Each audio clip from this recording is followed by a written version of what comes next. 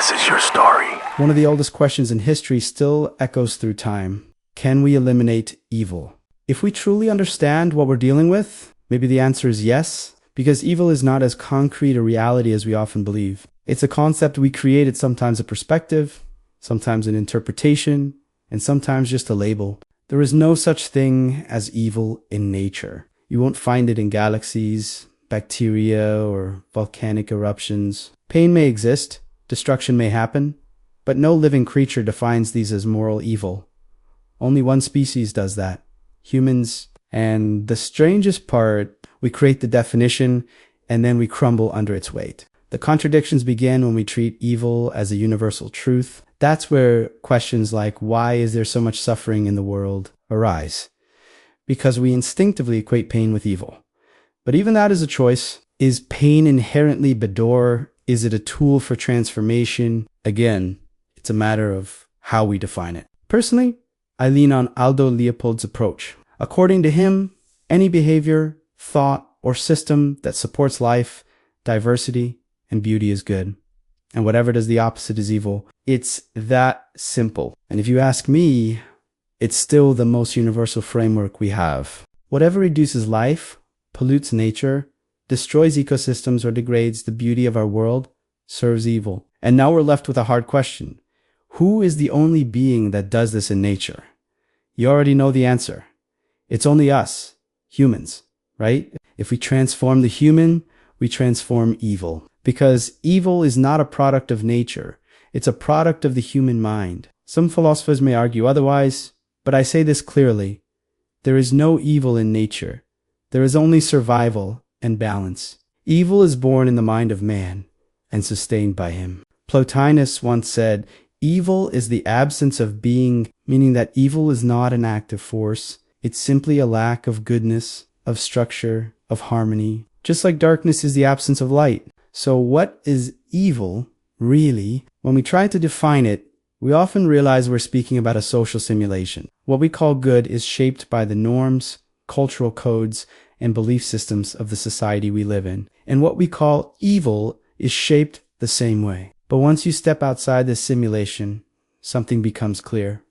What you once thought was good may seem wrong today. And the reverse is also true. Michel Foucault warned us about this.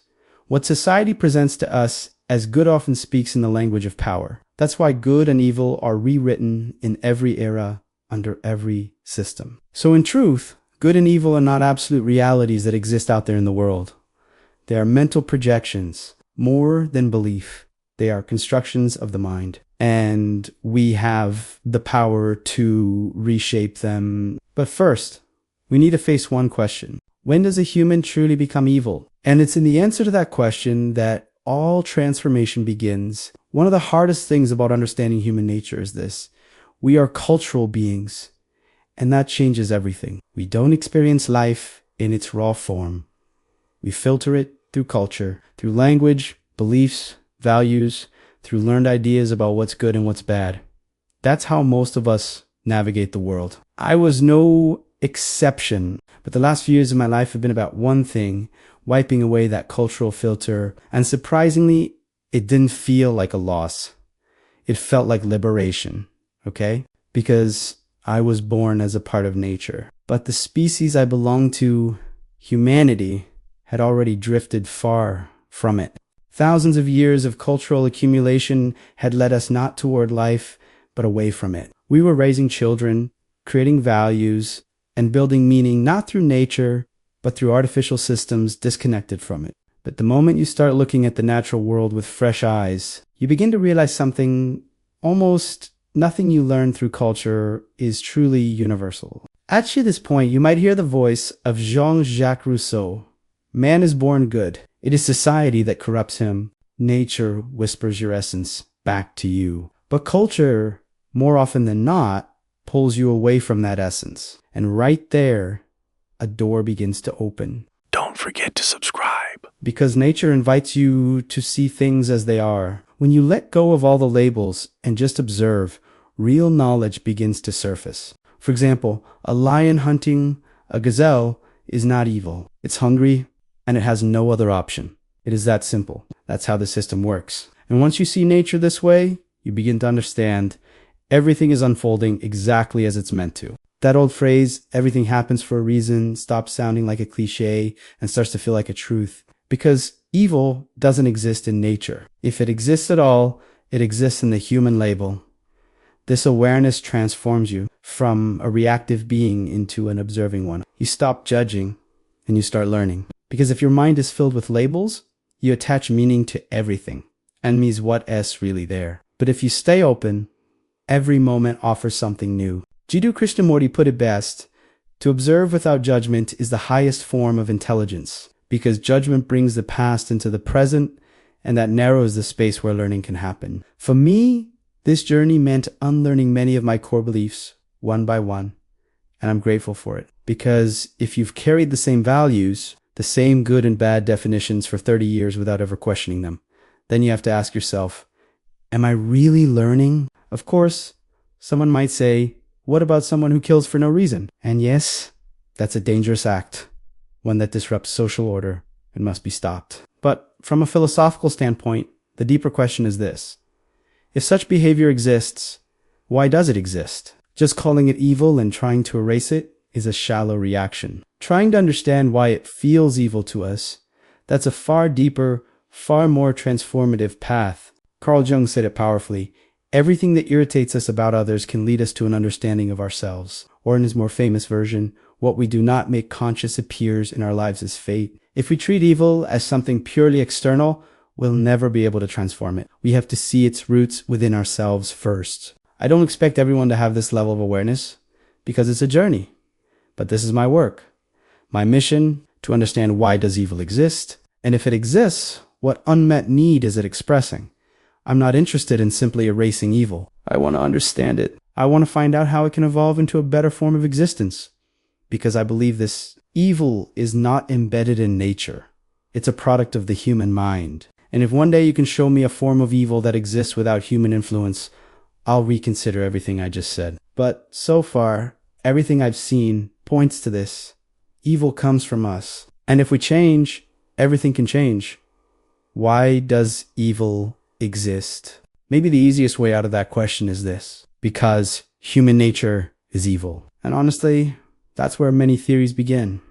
Realism, for example, simply says humans are inherently selfish. But we have to pause here and ask something important, right? Are we really calling what we see today human nature? If your answer is yes, then maybe that's where we're going wrong. Because what we call human today is not a creature in its natural state. It's a species that has severed its connection to nature and built its own cultural simulation. We created our own world. We invented our own laws.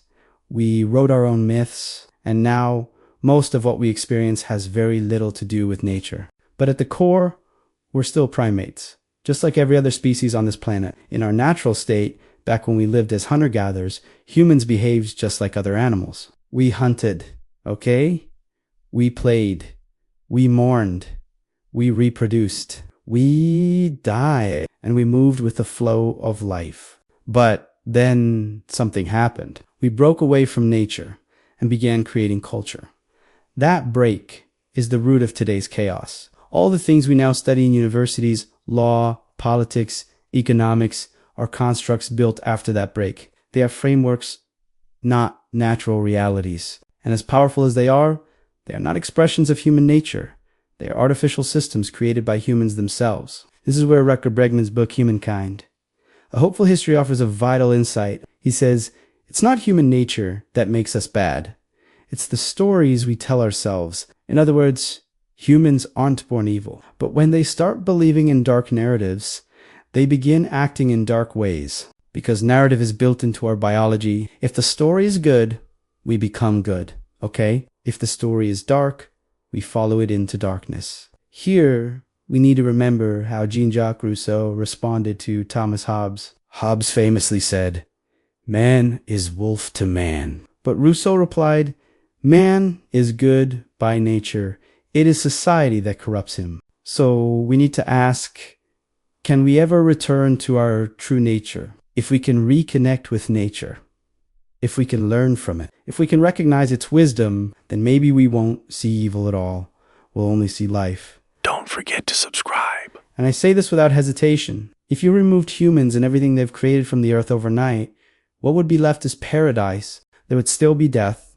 There would still be conflict, but it would exist within a balanced flow of life, a system that continues on its own without cruelty, without destruction, without intentional harm. It's the human being who disrupts that balance, who brings manipulation, control, and bloodshed. Actually, at this point, we can turn to Baruch Spinoza's perspective on nature. He believed that this harmony only emerges when the mind departs from nature's order. And when humans willfully break that harmony, the result is evil.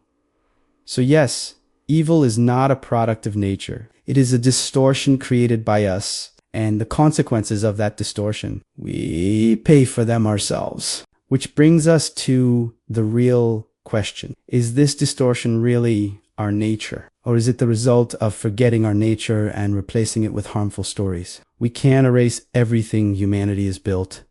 We can't go back in time. We can't wipe the slate clean and start over. But here's the real question. Despite all our technological advancement, is it still possible to return to our human nature? And if it is, can we build a way of living that actually aligns with that nature? The answer isn't simple, because humanity has taken a path of no return. We've replaced our connection to the natural world with digital screens and concrete towers. We forgot what it meant to belong to the earth. But now, with all the knowledge we've gathered, all the perspective we've gained, and all the technology we hold, we are standing at the edge of a new awareness. We're starting to look at nature with more depth, more layers, and more humility. We still can't see the whole picture, but we've started noticing the edges. One of the most important ideas we need to think about today is coexistence, or what we might call life witness. This idea points to a model of reality where everything is connected. Like a neural network, the universe is a web, and everything in it is a node. But here's the irony. While we've built system after system with humanity at the center, we still don't truly understand what a human is. What we do understand, however, is life, and we are inside of it right now. If the sun didn't shine, if the trees didn't photosynthesize, we wouldn't have a single bite of bread to eat. So the sustainability of life is the sustainability of human life. And if we can begin designing our technology, our cities, and even our laws around the preservation of life itself, then, and only then, can we build a civilization that reduces evil instead of producing it. Because evil is not always the result of personal choice. More often, it's a product of systems. This is where Noam Chomsky's concept of structural violence becomes essential. He points out that many of the injustices we see in modern society aren't the result of individual cruelty, but of hidden systematic structures that quietly generate harm, poverty, inequality, discrimination. All of these are invisible, but deeply real forms of evil. Think of a parent living in poverty who lashes out at their child, not because they are evil, but because they are drowning in a system that does not support life. That child might grow up and turn toward crime, not because they were born bad, okay? But because the system distanced them from a healthy life. That's why the solution is not to judge individuals, but to transform the system, and that transformation must bring us closer to something that feels alive again. We live in cities, but we don't know how to live. Concrete, traffic, noisy, urgency. In the middle of all this, we've lost sight of life. But every time we step into nature, we feel peace settle into our bones. Because that place is familiar. It is alive. It is us. This is where we remember the core idea in David Abrams, The Spell of the Sensuous. A human isn't just in nature. A human is a creature who perceives with nature. To disconnect from nature isn't just a physical separation. It's an existential one. We build cities for humans. But when vacation time comes, where do we run? Back to nature. That alone should tell us something. Maybe the things we claim to build for humanity aren't actually built for humans at all. If we truly want to build a better life, if we truly want to eliminate evil, then we must return to a life-centered way of living. Because only when life itself, not just the human, is at the center, can goodness become permanent. Where we stand today, one thing has become painfully clear. We must shift into a way of thinking that supports all of life. This isn't just environmental awareness or emotional sensitivity. It's an existential necessity. Think about it. You could open an AI tool right now and say, I want to redesign my work around the principle of coexistence. And tools like ChatGPT, Gemini, and Claude would understand you because these models are now being trained with data that reflect that shift. You could be a banker, a software engineer, a teacher, an artist. No matter who you are, there is a way for your work to serve life. And when you discover that path, you begin to increase good and reduce harm. Because goodness lives in nature. It's embedded in the cosmos itself. Evil, on the other hand, arises only from human confusion. And the less confused we are, the less harm we cause. At this point, we must remember Plato's theory of ideals. For him, the highest ideal is goodness itself. And the only way to see the truth is to move closer to that ideal. In other words, evil is often just a lack of clarity, a blindness to what is truly real. But for that to change, we need an update, a radical internal update. Nothing miraculous, just a process. And it starts with the individual. So let's return to the core question. Is evil really a choice people make? Or is it the system that pushes them there? The answer is deeper than you might think. No one chooses hell on purpose, but many people pave the way there one small decision at a time, savoring their indulgences, justifying their actions, never asking why, never listening to their deeper self. When a human starts acting solely on impulse, the result is always the same: destruction. Right now, most of the 8 billion people on this planet are living under the constant pressure of growth and profit. And this mindset has become a cancer to the planet. We misunderstand who we are. We think we have to keep expanding. We think we must always be entertained. We consume and consume, chasing more pleasure, more comfort. But it never really satisfies us. In fact, it leaves us emptier. This is where Erich Fromm's question becomes essential. To have or to be. Fromm argued that the more we define ourselves by what we possess, the more our inner emptiness grows. And that emptiness often becomes the ground from which evil grows. And so the journey inward begins. And in that moment of questioning, something shifts. You find a door, one that might just save you. And once you step through, you begin to see to serve life is a definition of good. But it doesn't begin with grand gestures. You're saddened by a distant earthquake. But have you said hello to your neighbor today? Your true companions in life are not statistics or headlines. They're the people you greet on your street, the one you share tea with at work, the elderly man you pass every morning on the bus. Can you do something for them? Because sometimes we're so preoccupied with global tragedies, we forget to see the person right in front of us. And that blindness is a kind of distortion, a detachment from our own nature. So how do we fix this? By pausing, by thinking, by moving away from reflex and toward conscious choice. And don't forget, sometimes the only thing that could have saved a person was hearing someone say, I'm glad you exist. If just one person had said that, maybe the evil would have never happened. So no, evil won't disappear overnight, but we can break the chains that feed it. And that starts with understanding how far we've drifted from our true nature. Because this moment in history, this is the era of awareness, the era of questioning, the era of inner return. What I'm saying doesn't have to be original. Most of us are already feeling this pain. I just happen to see it a little more clearly because I've been walking through this fog for a very long time. Let's begin with one of Plato's most famous quotes. If people truly knew, they would not choose evil. And perhaps this is the most simple and most profound solution to the problem of evil. Virtue, then, is not a random trait. It's the product of wisdom. But here's the key. It's not enough to have knowledge. You must internalize it. You must place it in context. You must act on it. Otherwise, all you have is intellectual clutter, a person who knows many things but lives nothing. This is why Socrates said, an unexamined life is not worth living, because true knowledge only becomes meaningful through reflection. And real knowledge is the kind that creates connection. If what you know doesn't lead to insight, and that insight doesn't lead to transformation, then it's just noise in your head. True awareness only begins when you can say, this is not the right way. There must be another path.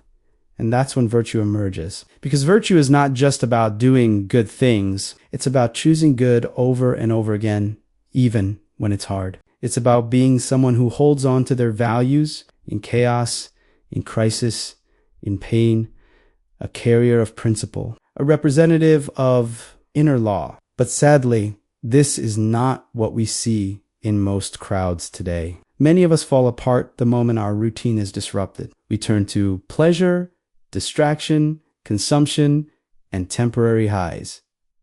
And this shows us something crucial. Our will is weak. And that weakness plays a massive role in the emergence of evil. Simone Weil argued that the real root of evil is not cruelty, but a lack of will, because evil is not always an active choice. It's often the result of resistance failure. A person has the potential to choose good, but chooses not to choose. And that passive avoidance eventually turns into passive harm. No other species on Earth derails this way. A rhinoceros can't be virtuous, because virtue requires conscious choice. It requires pause, awareness, deliberation, and decision. And that level of consciousness is unique to humans. Though we don't always use it, this is where philosophers who study the nature of evil enter the conversation.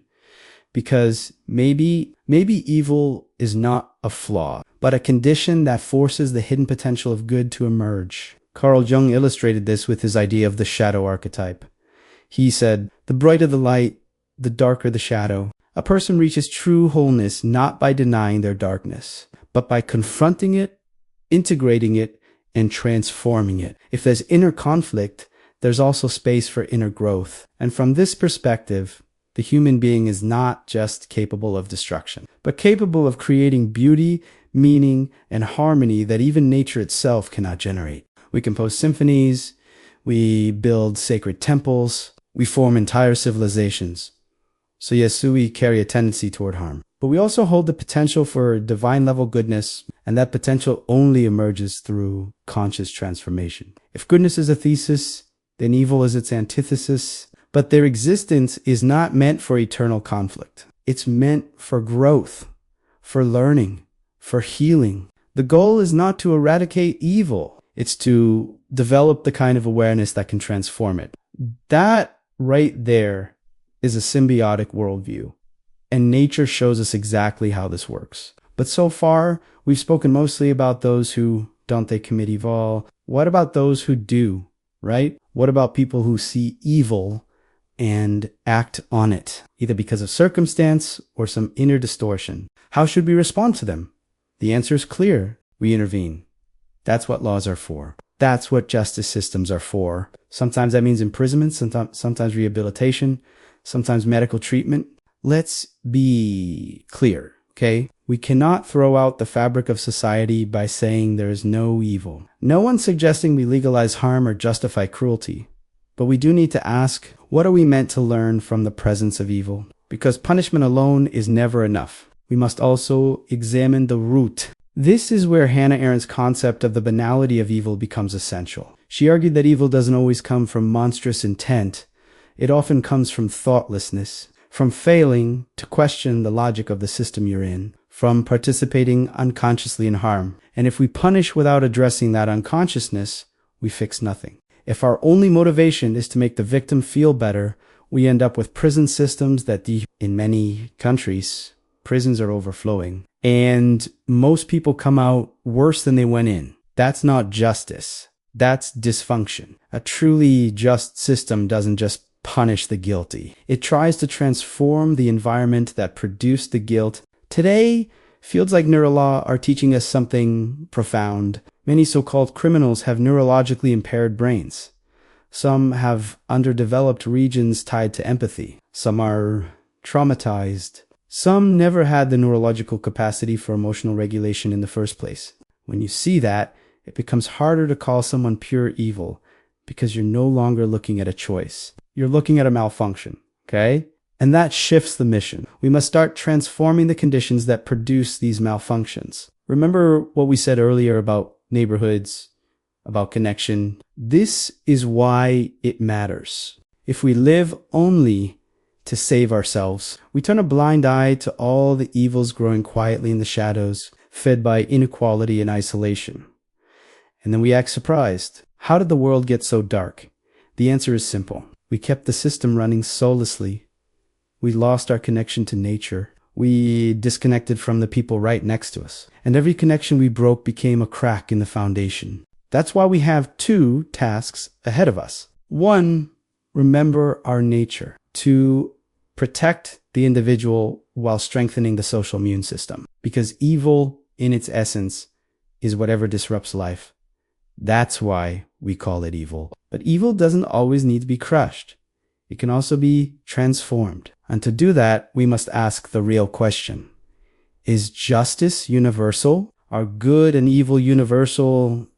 Honestly, I don't think so. And I'm wary of anyone who claims otherwise, because goodness may be universal, but the definition of goodness constantly shifts. This is where Nietzsche steps in. He said, "Good and evil are simply definitions made by the strong and the weak. Change who holds the power, and the definitions change too. What's considered virtue in one era can become a crime in another. The universe itself is an act of goodness. Constantly creating, constantly evolving, evil arises when we lose sight of the whole. It's like seeing a rotten apple.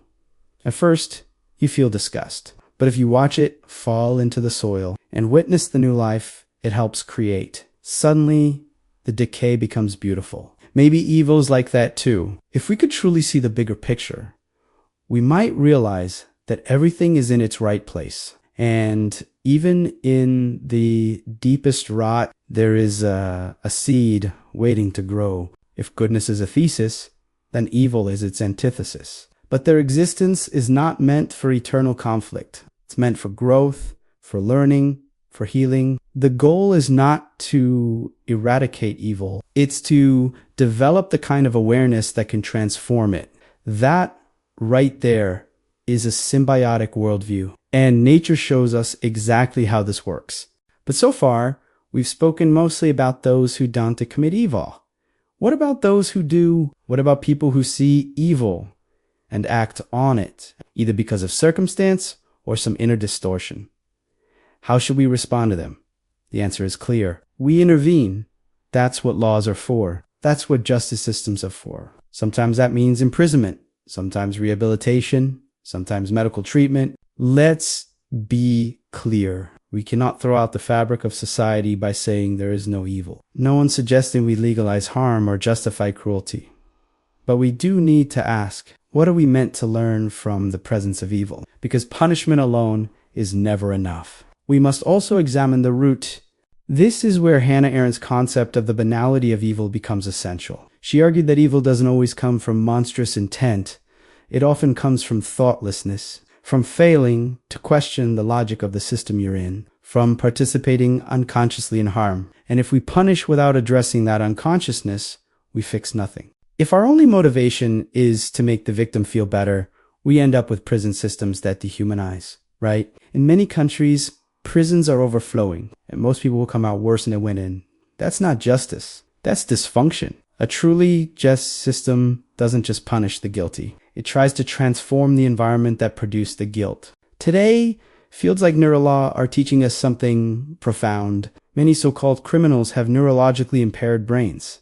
Some have underdeveloped regions tied to empathy. Some are traumatized. Some never had the neurological capacity for emotional regulation in the first place. When you see that, it becomes harder to call someone pure evil because you're no longer looking at a choice. You're looking at a malfunction. And that shifts the mission. We must start transforming the conditions that produce these malfunctions. Remember what we said earlier about neighborhoods, about connection? This is why it matters. If we live only to save ourselves, we turn a blind eye to all the evils growing quietly in the shadows, fed by inequality and isolation. And then we act surprised. How did the world get so dark?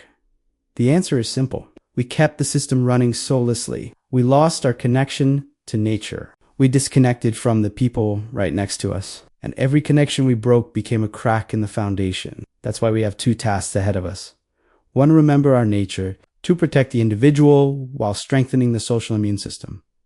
Because evil, in its essence, is whatever disrupts life. That's why we call it evil. But evil doesn't always need to be crushed. It can also be transformed. And to do that, we must ask the real question. Is justice universal? Are good and evil universal? Honestly, I don't think so. And I'm wary of anyone who claims otherwise, because goodness may be universal. But the definition of goodness constantly shifts. This is where Nietzsche steps in. He said, good and evil are simply definitions made by the strong and the weak. Change who holds the power, and the definitions change to what's considered virtue in one era can become a crime in another. The universe itself is an act of goodness, constantly creating, constantly evolving. Evil arises when we lose sight of the whole. It's like seeing a rotten apple. At first, you feel disgust. But if you watch it fall into the soil and witness the new life it helps create, suddenly the decay becomes beautiful. Maybe evil's like that too. If we could truly see the bigger picture, we might realize that everything is in its right place. And even in the deepest rot, there is a seed waiting to grow. Sometimes we experience evil directly. Sometimes we only perceive it. But here's what we need to remember. What appears to be evil, broken, or ugly might just be a distortion of perception. Because the universe itself, the very fabric of existence, is good and beautiful. That's actually what the word cosmos means. An absolute harmonious order. Even the word cosmetic comes from the same root because it refers to symmetry, to beauty, to balance. Goodness is the nature of the cosmos, but we weren't designed to perceive that wholeness. Human senses are tuned to survival, not to truth. We evolved to see only what we need, like spotting a red berry among green leaves. Our vision isn't built for the full picture, just enough to live day by day. And when we can't see the full picture, we often assume something is wrong. That's why we perceive evil, ugliness, disorder, but in the grand design, everything has its place. This is where Baruch Spinoza comes in. He said, everything in nature exists out of necessity, even what you think of as evil. So every occurrence in the universe is meaningful in its own context. What seems twisted to us is often just a side effect of limited perspective. The human capacity to commit evil stems from our limitations. And perhaps because of those limitations, we keep striving, seeking meaning, creating stories, reaching for something more. But that's where the real issue begins. We've forgotten the ancient wisdom, ancient intuition, the archetypal knowledge that once guided civilizations. Here, Carl Jung's idea of the collective unconscious becomes relevant. He believed we carry within us the memory of thousands of years, but modern life represses that memory. Something ancient lives inside us, but the modern mind has lost its connection. And this disconnect, it's not just an individual crisis. It's a civilizational fracture, a historical one. Today's intellect cannot carry the depth of those ancient instincts. That's why we struggle individually, socially, historically. And yet, through all of this, I've come to believe something deeply. There is no such thing as evil.